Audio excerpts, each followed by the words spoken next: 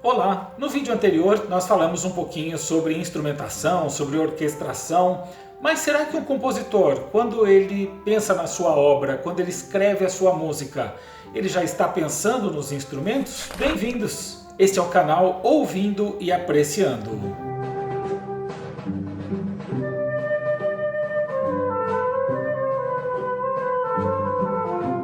No vídeo anterior, nós trouxemos aqui como exemplo o Bolero de Ravel, aquela composição que muita gente conhece, e o Bolero de Ravel é uma composição original, vamos dizer assim. Ravel, quando escreveu, já o fez pensando na orquestra. Ele pode ter pensado nos temas, mas ele já escreveu essa peça concebendo tudo para que seja para orquestra. Mas muitos compositores preferem compor primeiro utilizando o piano. Eles escrevem toda a música se utilizando do piano e depois é feito o trabalho de orquestração.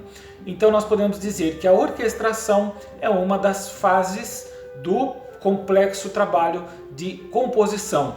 E eu falei aqui também a palavra instrumentação, mas a gente pode usar tanto um como o outro? Podemos, só que o termo orquestração se refere mais quando é realmente uma obra escrita para orquestra. E a instrumentação nós podemos chamar quando é uma peça de câmara, por exemplo. Lembrando que música de câmara significa que é uma música para espaços pequenos. Câmara significa uma sala pequena. Então, quando eu toco um dueto, um trio, um quarteto, um quinteto, um septeto, um octeto, um noneto e por aí vai, nós temos um grupo de câmara, nós temos a música de câmara. E uma orquestra de câmara também é uma orquestra pequena. Então esses termos nós vamos trazer aqui sempre em vários vídeos que nós vamos ainda postar em breve. Então a instrumentação é quando se refere à música de câmara. Então o compositor quer escrever um quinteto, mas qual é a instrumentação desse quinteto? Ele pode escrever uma obra para 2 violinos, viola, violoncelo e contrabaixo, ou um quarteto de cordas com um piano, ou ele pode escrever um trio para trompa, piano e violino. Existe o trio de Brahms nessa formação, que é realmente maravilhoso. Então a instrumentação, a gente usa a palavra instrumentação quando é para um grupo de câmara. E a orquestração quando realmente é uma obra escrita para uma orquestra, seja uma orquestra de câmara, seja uma orquestra de sopros, pode existir também uma orquestra só com instrumentos de sopros. Quando é uma banda também, a gente usa o termo orquestração, quando é uma escrita para uma banda sinfônica ou até mesmo para uma banda marcial, enfim. Quando é um grupo maior, nós usamos a expressão orquestração.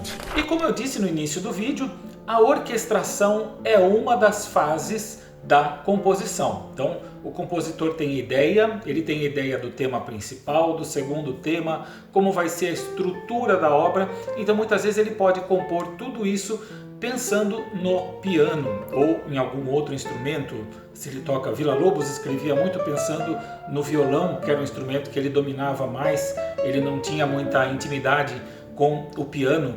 E eu tenho aqui a recordação do professor Homero Magalhães, que foi um grande pianista, foi professor da Unesp, e ele nos contava a história do encontro dele com Villa-Lobos lá em Paris. O professor Homero chegou na casa de Villa-Lobos para visitá-lo, foi recebido pela esposa e ela pediu que ele aguardasse na sala alguns instantes enquanto Villa-Lobos ainda estava se arrumando, e o Homero viu que tinha uma partitura em cima do piano. Então Homero se sentou e começou a tocar aquela partitura. E Villa-Lobos veio rapidinho, assustado ao ver alguém tocando, pois ele tinha acabado de compor aquela música. Villa-Lobos ficou então maravilhado, e o Homero Magalhães falava que sempre que Villa-Lobos compunha alguma música, ele o chamava para que o Homero tocasse ao piano e Villa-Lobos pudesse ouvir. Então muitas composições de Villa-Lobos surgiram dessa forma, primeiro tocada no piano e depois foi feito o trabalho de orquestração. E isso é muito comum. Muitas vezes vocês podem ir assistir concertos e vocês veem no programa o nome da música e logo abaixo vem escrito orquestração. ou logo no nome da música mesmo, vem dois nomes, vem o nome de dois compositores. Muitas vezes é porque a obra foi composta por geralmente para piano, e ela foi orquestrada pelo segundo nome. E nós trazemos hoje aqui o exemplo da Toccata e Fuga em Ré menor de Johann Sebastian Bach. Quando vocês vão assistir um concerto e vocês veem lá Bach barra Stokowski, então significa que aquele concerto terá a Toccata e Fuga em Ré menor, que foi composta por Johann Sebastian Bach para ser tocada no órgão, e o maestro Leopold Stokowski fez uma orquestração, ou seja, ele pegou a partitura que foi escrita originalmente para órgão e ele fez uma mudança na partitura, ele orquestrou, ele pegou aquela partitura e distribuiu todas as notas das melodias, das harmonias, todos os ritmos, ele distribuiu entre os instrumentos da orquestra. Isso era um costume já desde o período barroco. Bach e Vivaldi fizeram grandes parcerias, entre aspas. Vivaldi compôs para violino e Bach transcreveu para cravo. Uma outra palavrinha nova, transcreveu. No próximo vídeo da próxima semana nós vamos falar sobre esse outro estilo de composição, que é a transcrição. Nós temos a orquestração, temos transcrição, temos a adaptação, temos o arranjo. Então nas próximas semanas nós vamos falar sobre estas expressões. Mas vamos falar hoje então sobre a Toccata e Fuga em Ré menor, que Bach escreveu entre 1703 e 1707. É uma peça que exige muita técnica, muita habilidade do organista. Ela é a toccata, muito famosa. A toccata vem do tocar mesmo, é uma música instrumental e geralmente exige bastante técnica do instrumentista. E normalmente após a toccata vem uma fuga. E o que é a fuga? Nós temos realmente uma fuga. É apresentado um tema, uma voz, e logo na sequência, depois de alguns compassos, entra exatamente igual à primeira voz, mas entra uma segunda voz, numa outra altura. E elas começam uma fuga realmente, uma vai indo e a outra vai atrás. Entra uma terceira voz, entra uma quarta voz. No caso da Toccata e Fuga em Ré menor, de Bach, essa fuga tem 4 vozes. Então, logo abaixo aqui na descrição do vídeo, nós temos um link para que vocês ouçam a Toccata e Fuga com o órgão. E procurem, quando chegar na fuga realmente, vocês ouvirem e distinguirem essas 4 vozes.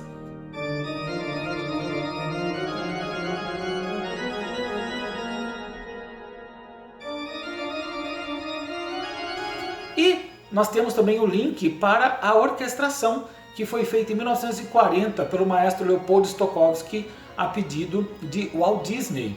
Essa música ficou bastante conhecida do público em geral por causa do desenho Fantasia, que também foi feito em 1940, um desenho bastante antigo e que juntou o desenho animado com a música clássica. Então o cinema é um grande aliado na divulgação da música de concerto, e nós em breve teremos também um vídeo aqui falando sobre a música de cinema. E aqui vão entrar os 2 editores, a quem realmente eu agradeço muito, né? O Paulo e o Pedro Thanos, que fazem a edição desses nossos vídeos. Eles são estudantes de cinema e a gente vai fazer um bate-papo com eles falando sobre a importância das trilhas de cinema. Mas, então, para que vocês entendam esse processo de orquestração, nós traremos aqui os 2 links. A Toccata e Fuga, de Bach, de 1703 a 1707, tocada no órgão de tubos, e também temos o link para a Toccata e Fuga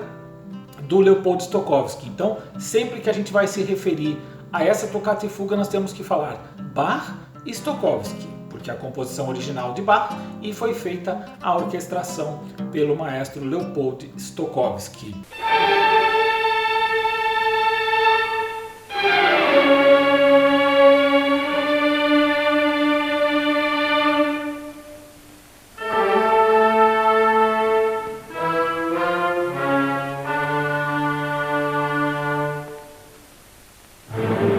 Deixo aqui no finalzinho do nosso vídeo, então, novamente um convite para que vocês participem da nossa roda de conversa, que é realizada todas as terças-feiras, às 8h30 da noite, pela plataforma Zoom. Aqui mesmo na descrição do vídeo existe o convite, é só você clicar ali naquele link e você vai ser direcionado então para a nossa reunião pelo Zoom.